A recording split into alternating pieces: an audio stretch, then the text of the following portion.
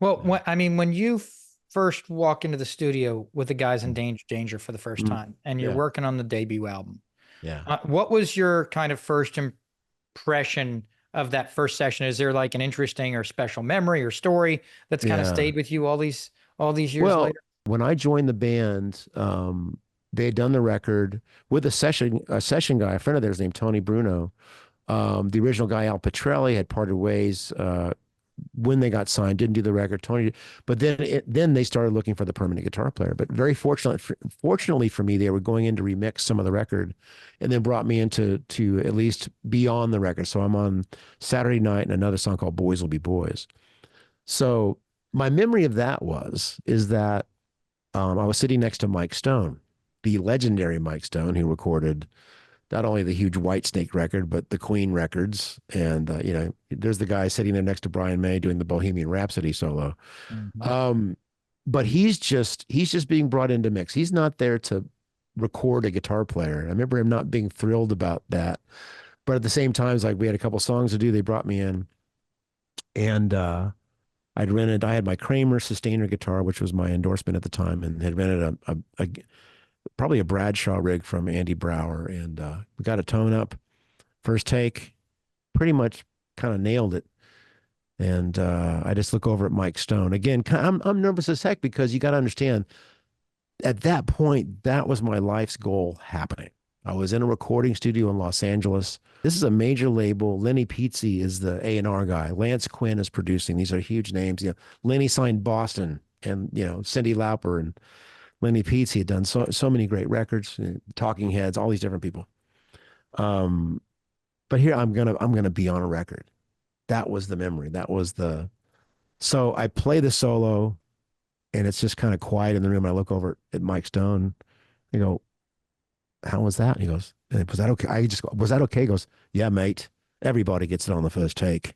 But really dry, and I wasn't really sure how to take it. But I know now that he was being extremely sarcastic, and you know what I mean. It's like, I'm sure there were many iconic solos he was part of recording that probably took a while. Let's just say. Anyway, but so that was the beginning of that time, and then by the time we did the second record was called Screw It, and then we went to Hilversum. We went to Wisseloord Studios in Holland, and that record was an amazing experience.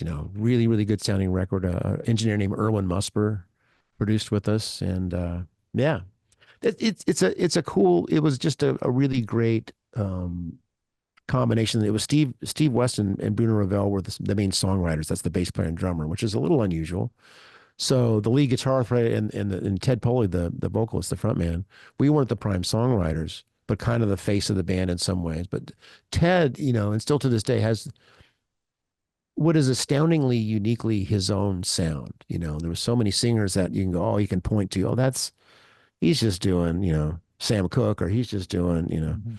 Eddie Vedder. You remember after, you know, when yeah, Eddie Vedder and the guys hit the scene, like everybody started singing like Eddie Vedder. You know what I Oh, mean? It was like, I have a joke that every band is called Stone Temple of the Dog Jam.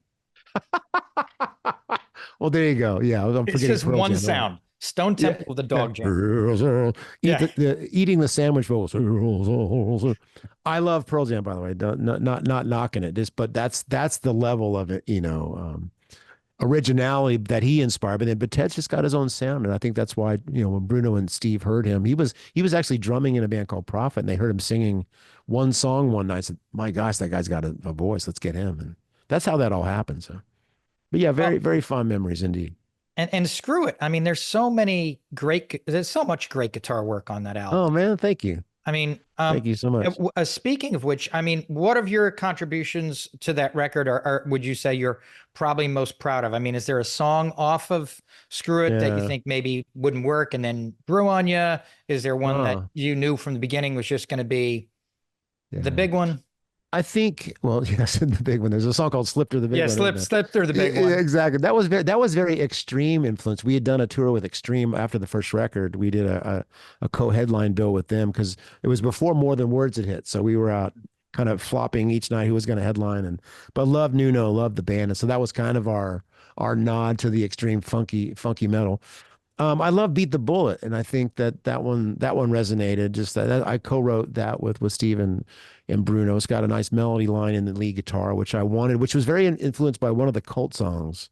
Um, Maybe She Sells Sanctuary. I can't remember there was just some cool, like, where the melody stayed the same, just a repetitive riff and the chords changed. I don't know. I said, man, I would love to do something like that.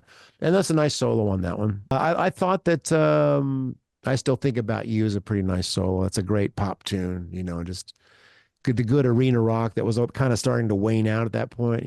I think the Danger Danger just happened a little later than it would have been better if they gotten out a couple years earlier or whatever. But we rode the wave for as long as we could. It was a blast. And there's so many more stops we could make on your time with Danger Danger, but Yeah, you that's mentioned okay. earlier another part of your biography, which is equally as interesting, is your time with Olivia Newton-John. Yeah, Um, yeah. do you remember the first time you met her? What sticks out in your memory about that all these years later, maybe? Yeah, it's I got to know her very well and we were very close. It's just the spirit that I recognized as soon as I was, in a conversation with her. It was just immediately gracious and kind and empathetic, and you felt very comfortable. I feel that with a lot of Australians in general. There's just a certain coolness and wit and a little irreverence, but a seriousness as well. Now, she just was an extremely kind, gracious person, and what the way it happened was I kind of got the gig without an audition. It was just it was actually a recommendation from Simon Phillips to Fitzgerald Hartley. So Toto was managed by the same management team that managed Olivia. So there was a guitar player that couldn't do this tour that was going to come from Australia. So she brought an Australian band with her, actually the backing band for a guy named John Farnham, who's he's like the Springsteen of Australia. It was his band with Olivia, but it was a guy named Brett Garzett, who's an incredible guitar player. Couldn't do it because he had a different gig he had to do. And so management just put the feelers out. Hey, who knows somebody that can do this gig? So I get a call on my machine from some, and do you fancy working with Olivia? And so I learned all the material, and we had 2 days of rehearsal before Olivia even got there. We had 2 days with the band in Las Vegas. It went great. Third day, she comes in, she comes right over to me before saying hello to anybody, just makes a beeline right to me, introduces herself. I'm like, this is amazing. This is so great. She's so sweet, so kind. Instantly feel very comfortable. Well, my wife had come with me, who dressed up as Sandy, meaning like you dressed up as Ace. My wife dressed up like Olivia as Sandy in the movie Grease when she was a little girl.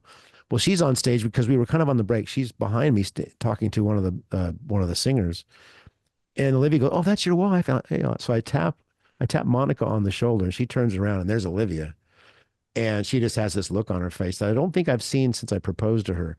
But so they start conversing, and then Monica just starts tearing up. And Olivia says, "Oh, did I say something wrong?" I says, "No." And she had to explain. I'm sure I saw Olivia handle many situations, not just in that with fans, but things that were tough, maybe socially, but she just handled everything with a huge amount of dignity, and I learned a lot from her. And you've said in the past that she was an artist whom truly had an aura about her. Yeah, yeah, she did. Well, I said that I've used that word aura about Steve Vai, though she had her own spirit that's uniquely hers.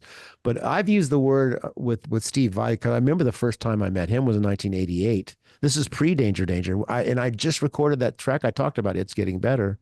He was on the road with David Lee Roth on the maybe the Skyscraper record, the second one that had Damn Good Times on it. So I think it must have been then. So this is 1988.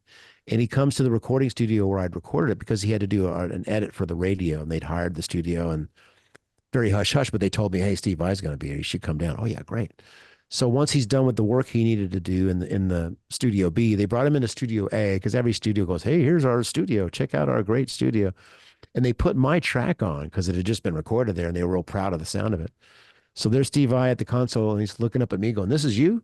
But he really did. He had kind of not only is a very personable, likable, friendly cat, but he just has got this kind of thing about him. It's a very spiritual aura, whatever that may be. I don't know. Was he the one who talked about what you do with your feet when you're really in the zone Yeah, playing I don't know guitar? where that can. Yeah, when my leg starts going, looks like I'm stamping out a cigarette. I've seen other musicians do that, so I don't think that's uniquely mine. I think But yeah, he made a real funny when my Resolution record came out. He couldn't be there for the debut concert, but he sent a video.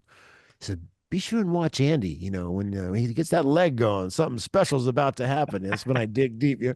And sure enough, and I hadn't seen the video until before the show, and I see it.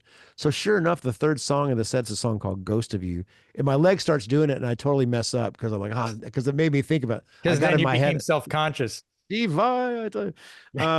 Yeah, he's a kooky, zany cat who happens to be, just the most incredible virtuoso ever.